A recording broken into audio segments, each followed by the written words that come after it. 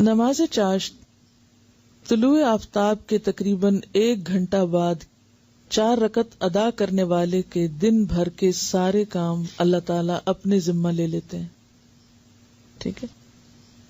نماز چاشت کا وقت کب ہوتا ہے؟ تقریباً 1 گھنٹہ بعد سورج نکلنے کے. لیکن اس کا یہ مطلب نہیں کہ 1 گھنٹہ بعد شروع ہوتا ہے اور اسی وقت ختم ہو جاتا ہے. یہ پھر آگے چلتا رہتا ہے جب تک زوال نہ ہو جائے. یہی صلاۃ الضحیٰ ہے. ضحیٰ کا مطلب ہوتا ہے نا سورج کا چمک اٹھنا. ایک ہوتی ہے اشراق، سورج نکلنے کے تقریباً 15 منٹ بعد، اور اس کا کیا ثواب پورے حج اور عمرے کا، کہ اگر کوئی شخص فجر کی نماز کے بعد مصلی پر ہی بیٹھا رہے، ذکر اذکار کرتا رہے، اور پھر تقریباً سورج نکلنے کے 15 منٹ بعد 2 رکعت نماز پڑھ لے، تو اس نماز کا اجر و ثواب پورے حج اور عمرے کا ہے. صحیح مسلم کی روایت میں ہے، طلوع آفتاب کے تقریباً 2.5 گھنٹے بعد جو نفل ادا کیے جاتے ہیں انہیں نماز اوابین کہتے ہیں. ٹھیک ہے. بالکل قریب میں پڑھیں تو اشراق بول دیتے ہیں، ذرا گھنٹے بعد پڑھیں تو چاشت بولتے ہیں، ضحیٰ جس کو بولتے ہیں، اور 2.5 گھنٹے بعد پڑھیں تو اوابین. اصل میں یہ اشراق چاشت ایک ہی ہے. اگر ذرا پہلے پڑھ لیں تو اشراق ہے، تھوڑا دیر سے کریں تو چاشت ہے. ٹھیک ہے. اصل میں صبح کی نماز ہی ہے، ایک طرح سے سورج طلوع ہونے کے بعد کی نماز ہے بیسیکلی. ذرا دھوپ بلند ہو جائے تو وہ ضحیٰ ہو گیا. سورج نکلنے کے تھوڑی دیر بعد یعنی 15 منٹ کے اندر پڑھیں تو اشراق کہلائے گی. ذرا تھوڑی تاخیر کرے اور دھوپ خوب چمک اٹھے تو ضحیٰ کہلائے گی. لیکن بیسیکلی ایک ہی نماز ہے، تھوڑا وقت کے آگے پیچھے ہونے سے نام بدل جاتا ہے. رسول اللہ صلی اللہ علیہ وسلم نے فرمایا، اللہ تعالیٰ فرماتا ہے، اے آدم کے بیٹے، خالص میرے لیے 4 رکعتیں، خالص میرے لیے 4 رکعتیں اول دن میں پڑھ، یعنی اشراق کی. میں تجھ کو اس دن کی شام تک کفایت کروں گا، تیرے سارے کام ہو جائیں گے. اب آپ دیکھیے کہ یہ جو 4 رکعتیں ہیں، ان میں جو خصوصیت کے ساتھ اجر کے لیے شرط رکھی گئی وہ کیا؟ خالص میرے لیے. اچھا، عام طور پہ ہم نفل پڑھتے ہیں تو کس طرح پڑھتے ہیں؟ جیسے اس روز مجھ سے کسی نے پوچھا جب میں تہجد کی نماز کے بارے میں بتا رہی تھی کہ کیا خیال ہے اگر اس روز یعنی تہجد کے وقت 2 رکعت تحیۃ الوضو کے پڑھ لیے جائیں، 2 حاجت کے پڑھ لیے جائیں، 2 استخارے کے پڑھ لیے جائیں، 2 فلاں کے پڑھ لیے جائیں. تو بات یہ ہے کہ ٹھیک ہے آپ وہ 2 مختلف نیتوں سے پڑھ لیں، لیکن تہجد تو تہجد ہے. اسی طرح جب ہم یہ نفل بھی پڑھتے ہیں تو عموماً ہم کیا کہتے ہیں؟ چلو حاجت کے پڑھ لیتے ہیں یا کوئی استخارہ کر لیتے ہیں، یعنی کوئی نہ کوئی غرض ساتھ لگا لیتے ہیں.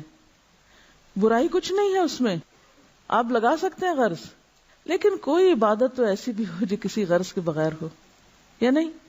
ہاں، اپنی ساری غرضیں اللہ کے سپرد کر دینا اور خالص اس کے ہو جائے، پھر وہ آپ کی ہر چیز کے لیے کافی ہو جائے گا. اصل میں ہمارا ذہن یہ ہوتا ہے کہ جیسے مختلف چیزیں ہمارے ہاتھ میں نا، ہم یہ کر کے یہ کروائیں اللہ تعالیٰ سے، یہ پڑھ کے یہ کروائیں، اس چیز سے یہ مسئلہ حل کرائیں. لیکن وہ جو ایک مکمل بھروسے کی کیفیت ہے، ایک توکل اور یقین اور ہر غرض سے اوپر اٹھ کے خالص اس کا ہو جانا، اس کا لطف ہی کچھ اور ہے. سمجھے کیا؟ کہ میں یہ صرف اللہ کے لیے اپنے آپ کو خالص کر کے پڑھ رہی ہوں، مجھے کوئی اس کے بدلے دکھاوا نہیں کرنا کہ میں دوسروں کی نظر میں اچھی ہو جاؤں، کہ لوگ سمجھے بہت نفل پڑھنے والا ہے. تو خالص کام اور ملاوٹ والا کام فرق ہے. معاذہ رضی اللہ عنہا نے حضرت عائشہ صدیقہ رضی اللہ عنہا سے دریافت کیا، رسول اللہ صلی اللہ علیہ وسلم نماز ضحیٰ کتنی رکعتیں پڑھتے تھے؟ وہ فرماتی ہیں 4 رکعتیں، اور جس قدر اللہ تعالی چاہتا آپ اس سے زیادہ بھی پڑھتے. ام ہانی فرماتی ہے رسول اللہ صلی اللہ علیہ وسلم نے فتح مکہ کے دن غسل کیا اور 8 رکعات نماز ضحیٰ پڑھی. معلوم ہوا کہ اشراق کی رکعتیں 2، 4 یا 8 ہیں جو سنت سے ثابت ہیں. حضرت ابو ہریرہ رضی اللہ عنہ نے فرمایا، مجھے میرے پیارے دوست نبی صلی اللہ علیہ وسلم نے 3 چیزوں کی وصیت کی، جب تک میں زندہ رہوں گا ان کو نہیں چھوڑوں گا. ہر عربی مہینے میں ایام 20 یعنی 13, 14 اور 15 کے 3 روزے, چاشت کی نماز اور سونے سے پہلے وتر پڑھنا. یہ 3 کام کبھی نہ چھوڑوں گا.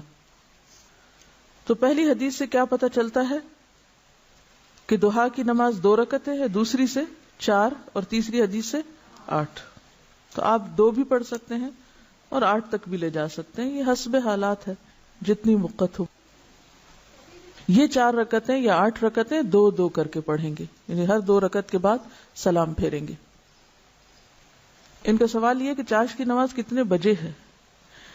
دیکھیے کہ بجے کی حدیث میں کسی بھی نماز کا وقت گھنٹوں کے حساب سے یا بجے کے حساب سے نہیں بتایا گیا.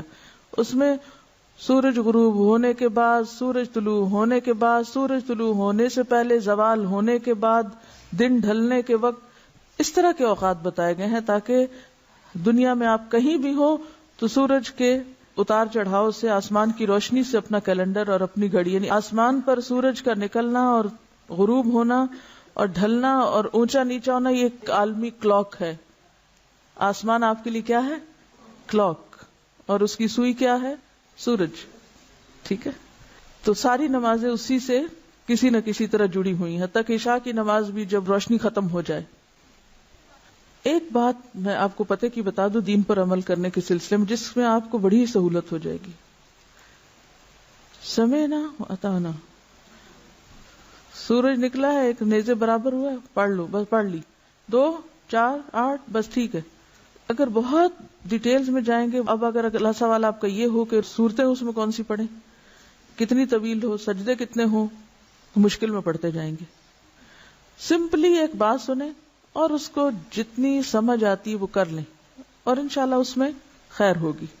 پس جب آفتاب طلوع ہو کر ایک نیزے کے برابر بلند ہو جائے تو اس وقت نوافل کا پڑھنا نماز اشراق کہلاتا ہے, یعنی تقریباً 15 منٹ کے بعد.